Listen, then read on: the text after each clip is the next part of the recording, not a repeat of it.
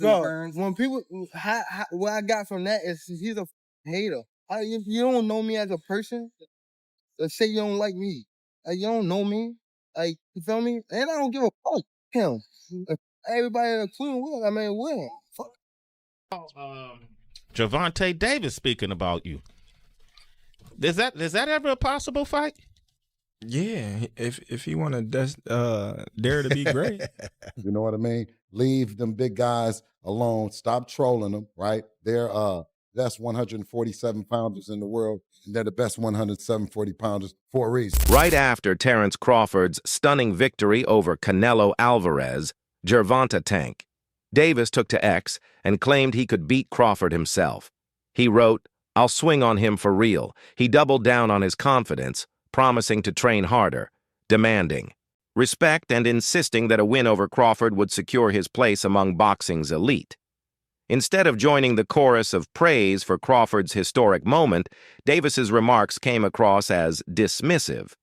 Analysts criticized him, saying that even if he did not want to celebrate Crawford, he should have avoided disrespect. They emphasized that Crawford had achieved something many thought impossible by defeating Canelo decisively, and that belittling such a feat was unworthy of a fellow fighter. Dominated a first ballot Hall of Famer, a 4-division champion, a 2-time undisputed super middleweight, and was the reigning undisputed 168-pound super middleweight world champion. Superstar boxer Saul Canelo Alvarez, who is now 63 wins, 3 losses, 2 draws, 39 wins by way of knockout. And Gervonta Tank Davis, I'm not even going to read off his accolades, because what he did is just nasty work. And this is your king that y'all be praising. Gervonta Tank Davis, instead of applauding the accomplishments, just tip your hat. Just tip your hat. Hey, salute. And if you don't want to salute him, guess what? Just don't say nothing.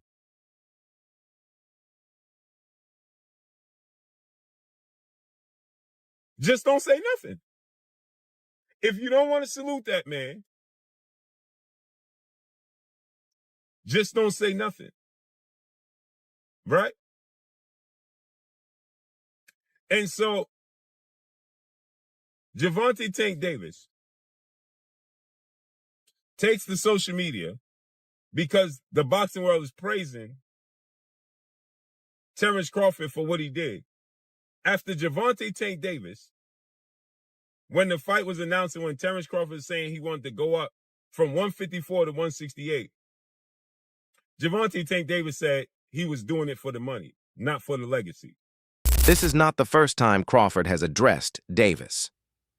In the past, Crawford bluntly stated that he does not view Davis as someone willing to take risks against superior opponents.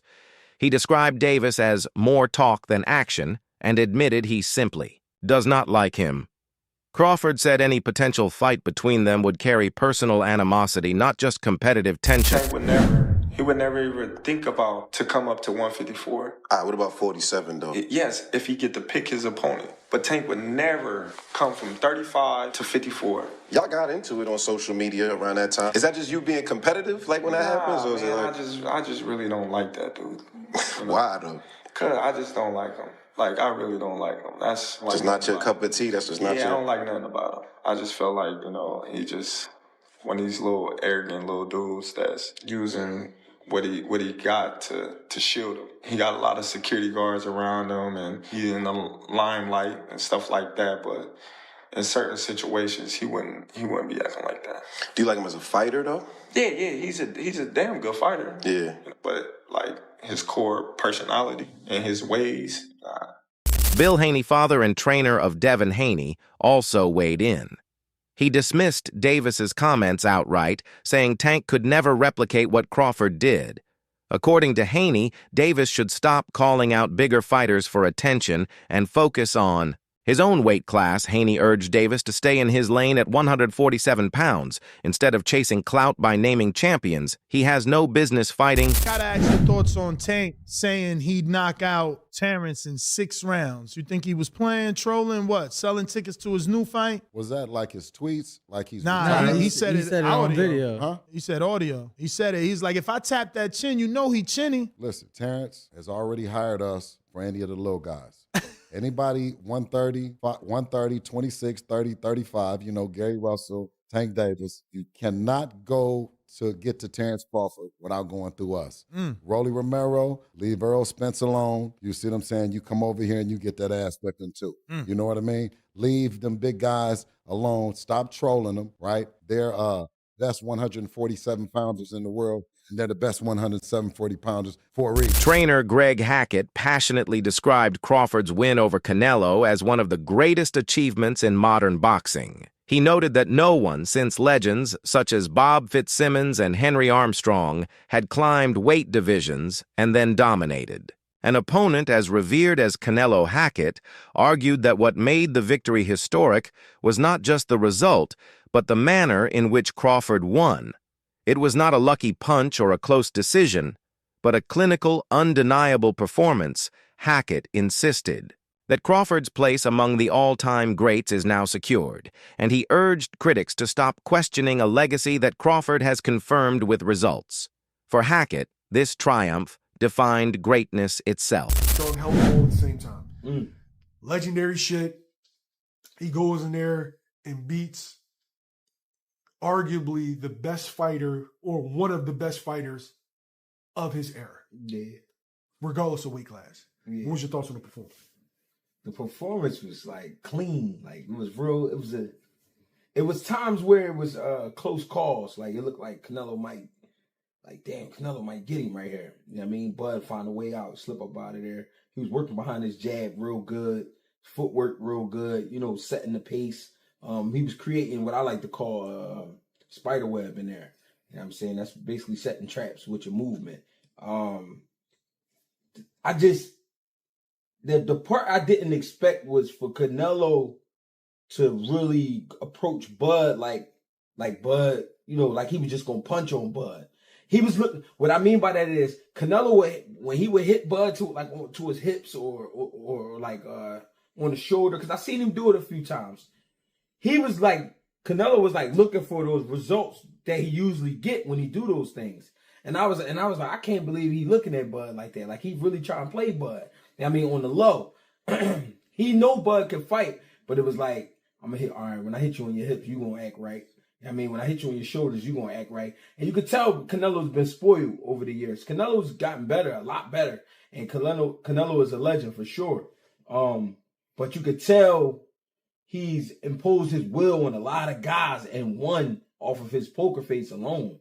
You know what I mean? Along with the punishing shot. Despite his dislike for Davis, Crawford has not completely ruled out the idea of fighting him. He has been clear that if Davis is serious, he must move up to 147 pounds. Crawford regards this as the only fair way to settle matters. For Crawford, it is not about chasing Tank, but about giving him the chance to back up his words. If Davis truly believes he can win, he must prove it in the ring, not just online. Gervonta Davis speaking about you. Is that ever a possible fight? Yeah, if he want to dare to be great, he can be like all the other fighters that's moving up 2 weight classes and, you know, daring to be great. You would fight him. Man, tell him to come up there. He got to come to win 54. He said I got a glass chin, so tell him to come and touch it. Wow. Oh, man. Gervonta said you got a glass. He said I got a glass chin. Tell him to come and touch it. At 147? At 147. I'll make 147 for him. Ooh, see, oh, man. You're going to have a pre-camp. Then what the people going to say? Oh, he's beating up on little guys. I don't know. Boxing commentator DJ Rom added perspective, calling Crawford a complete fighter and a rare talent. In his view, Crawford is not just great. He is a once-in-a-generation athlete. What sets him apart is the ability to adapt to any style, whether facing power punchers, counter punchers, or pressure fighters. Rahm likened Crawford's performances to works of art, where every adjustment is a deliberate brushstroke. He described Crawford as a problem solver in the ring, dismantling opponents with skill, intelligence, and precision.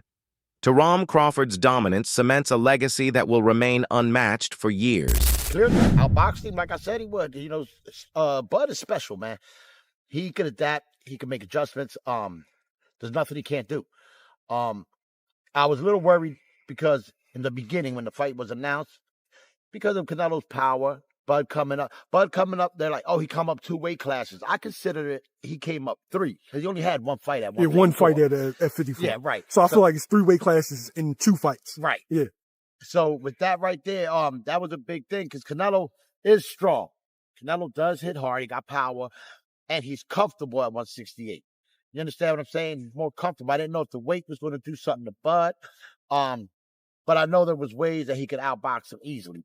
And he did it. Towards the closer to the fight date, I changed my stance on it and leaned more to Bud, which was a good thing because my prediction was right yesterday. On it, and he just outboxed him, outclassed him. He showed people. And I think he still followed a bit of the Mayweather blueprint.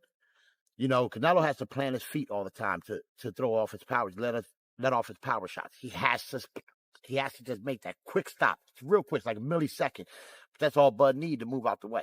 Bud sets him up to get a reaction. By the time Canelo goes to throw that punch, Bud slips to the side and catches him that way. Pop.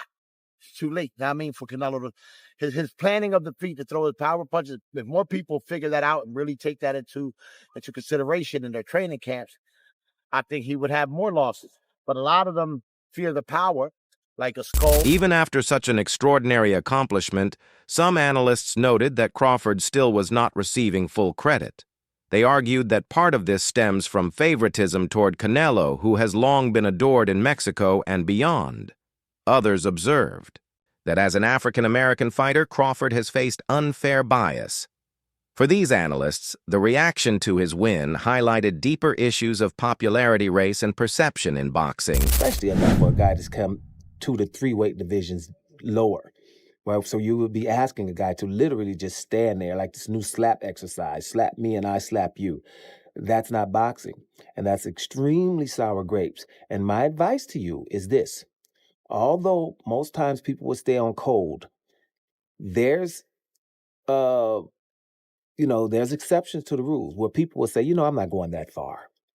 You know what I mean? Like by our administration right now that's governing the New Russia. They do a lot of illegal things on a daily. But this pedophilia, some people are saying, no, I'm jumping off the boat on this one. I'm going to go with protecting the kids. I mean, I'll go with you with a lot of stuff, but protecting the kids is kind of important to me. Should be, right? It should be, level. So it should be, where you don't go a certain length, right? There should be borders. So to say, okay, I don't go past that line. And the line should be pedophilia. Or a line should be no objectivity at all in the world of boxing. You saw a great performance, and Canelo just lost. Right, this guy is just a better fighter. Right? If he can come up from that weight division and stand in the pocket most of the time, and still win. If you are saying that you don't want Canelo to be able to cut the ring off with this guy that didn't really run at all, then you're basically saying, well, listen, let's just stand and slug, and that's brawling. Right, that has nothing to do with boxing, and so people are going to jump off that. And here's something else that's going to happen to you people right now with sour grapes and are racists running around just saying ridiculousness, right? Because you're disappointed. Rising star Hamza Shiraz voiced respect for Crawford, calling him a mean machine in the ring. Shiraz said Crawford has always found ways to dominate his opponents, and that his destruction of Canelo confirmed what many younger fighters already believe: Crawford operates on a level few can reach. To himself, he said it about himself in the post-fight press conference yesterday. He goes, my mind wants to do it, he goes, my body can't. Doesn't mean he's totally shot. He's not totally shot. He's still a great fighter, and someone I could definitely see myself in the ring with pretty soon. And beating? Yeah, definitely. it would have been kind of nice for him to get the win and then me to fight him and then potentially have beaten him. But yeah, God has a different plan. Look, it still could be Canelo. I don't know when. The plan's obviously a little bit ruined. But do you believe you'd stop Canelo Alvarez, Hamza? Do I believe I'd stop him? I believe I've got a good chance of doing so. Crawford's longtime trainer, Brian Bomac McIntyre, offered insight into what might come next. He suggested that Crawford is unlikely to chase a fight with David Benavidez. Instead, Crawford may choose to vacate belts and take a well-earned rest. Bomac emphasized that Crawford has nothing left to prove and now has the right to make career choices entirely on his own terms. Benavidez can make 168. Maybe he has plans or ideas of maybe trying to match up Benavidez and Terence Crawford. No, man. No, I ain't doing that fight. Maybe planning on vacating the belts? No, we ain't gonna vacate the belts. You know, we just gonna sit where we need to sit for a minute, and then, just like I said, get back in the gym and do our thing. Honest? Absolutely. And he don't want none. No. So what does this performance prove about the end of sparring? You guys were largely silent. I told you it don't about make no difference. Didn't I say it? I said that don't mean shit. I don't give a damn about that. Yeah. I said that, didn't I? In one of those interviews, I said that. Don't mean shit, because he's no Bud Crawford. I'm not taking nothing from innocent, Bozy, them over there, they're my God. Finally, heavyweight legend Evander Holyfield praised Crawford's performance as a masterclass. He highlighted Crawford's timing, footwork, and ring IQ, and said the win over Canelo was more than a victory. It was a display of mastery that reminded fans what true boxing greatness looks like. Coming from Holyfield, the praise carried tremendous weight. What did you think of Crawford's performance over Canelo? It was super. Super. Because the thing is that when both of the guys are good. Right. I just think that when you have two guys, the smaller guy is a guy that don't have the punching power, but he has the skills that's necessary. Crawford. Yeah. So you were very impressed with his performance? Would you say? Well, yeah. The point of the matter is, I knew if it came down to if somebody got knocked out, I thought Crawford would probably get knocked out. Yeah. But I know about boxing. That's for today. Video subscribe for more.